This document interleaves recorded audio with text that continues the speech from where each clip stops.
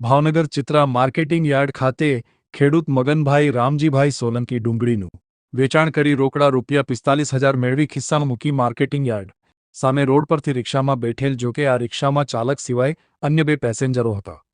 આ દરમિયાન રિક્ષા ચાલકે પાર્સલનો ફોન આવેલ છે તેમ કહીને ચિત્રા એસટી વર્કશોપ પાસે ઉતાર્યા બાદ ત્રણેય રિક્ષા સાથે જતા રહ્યા હતા। ફરિયાદીએ પોતાના ખિસ્સામાં જોતા ₹45,000 ગાયબ થઈ ગયા હતા।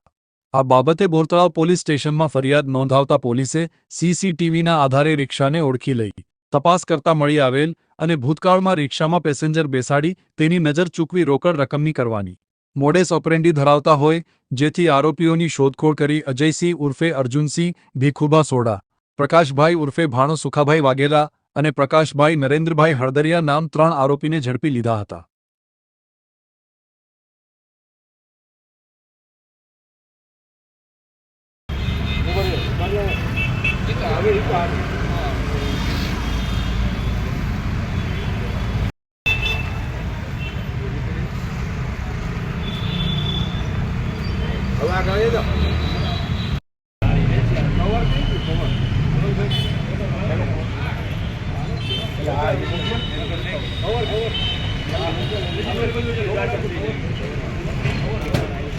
કવર